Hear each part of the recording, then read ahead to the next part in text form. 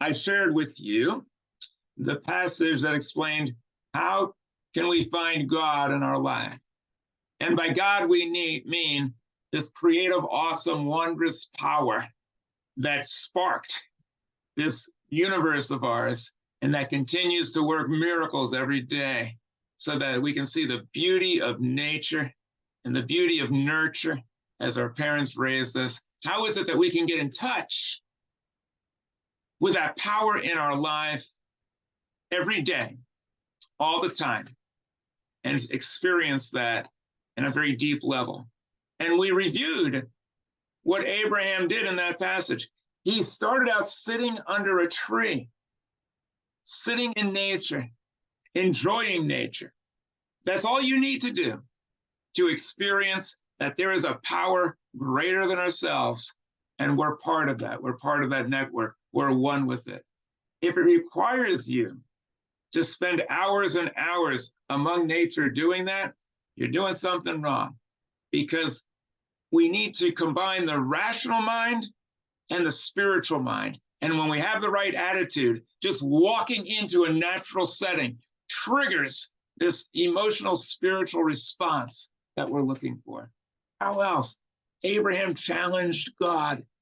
He said, "How dare you kill the innocent as well as the guilty?" He stood up for others. We also saw that when he regarded these others who were deemed evil in the Torah as kin, as part of his family, when he saw all people as one human family, he felt this spiritual presence within him. When he made an enemy a friend, and the enemies of his came over and said, "We want to establish peace." And we can do that too in our life. If there are people from whom we've become estranged, and we reach out to them, and we don't try to prove ourselves right, try to prove that we can do the right thing and reconcile. Godliness is within us. This passage also last week showed that giving birth, the announcement of giving birth to a child, means that we have this creative spirit within us and we can share it with another generation. But we can give birth also not just to children, but to a new idea, a new concept, a book, a song. Give birth to a new us. All these things can help us to appreciate this divine presence in us. But how else can we do it? This week we learn that according to our ancestors, having a feeling of rahmanas and compassion for all living things, including in this case the camel, and providing water for them, that's how we know that that person possesses godliness in them. That's how we know that they are spiritual. And as I say, it should not require mystical teachings, some type of obscure learning from a guru who's on a mountaintop. All we have to do, my friends, is to show compassion for others. And godliness is right there. We also need to create a life like Abraham did, of peace and joy. If we have turmoil in our life, anger in our heart, if we have enmity between us and others, or enmity between us and ourselves, and there's friction, no matter what we experience, even the beauty of nature won't do it for us.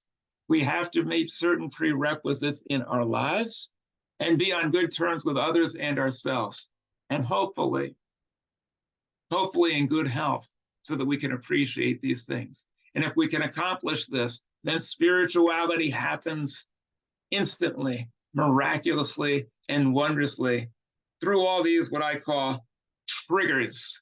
So today we see a beautiful example of how to find godliness, compassion for animals. My friends, today we find ourselves in dire straits in Israel. And there are many Jews who say, we have the right to enter Gaza and to wipe out all the people in our way. And as many people as are killed, that's just the price they have to pay. That's what we have to accept in order to achieve peace. And if the Hamas is hiding behind civilians and hundreds of thousands are displaced or die, so be it. It's not my problem. It was caused by Hamas. But the reading we did, my friends, in which we said the Jew weeps for all people who are suffering and dying. we weep. And so, yes, getting rid of Hamas is the right thing to do. But not every way of ridding ourselves of Hamas is the right way to do it. And just because we are in the right doesn't mean that what we are doing is the right way of going about it. And so the Jewish people are constantly seeking a peaceful means to rid the world and Gaza of Hamas. And so we here, each one of us can be a light and will continue to advocate for a peaceful resolution by getting the United States and the Western world to join our effort to wipe out and eliminate Hamas, maybe through isolation and through other means. If violence is what it takes, then so be it. But let no Jewish person ever be complacent and fail to weep at the people who are casualties in this battle to wipe out Hamas. When we were in World War II, we killed many, many civilians. And many Americans didn't really care. We Jews care. And when we show compassion for all, we become, like our ancestor Abraham, someone who experiences godliness within their tent. It's a big tent, my friend. And let us show the intent to be open to all people. I hope, I pray, and let us all work hard in order to help to advocate peace and justice and protection in Israel. Shabbat Shalom. Shabbat Shalom.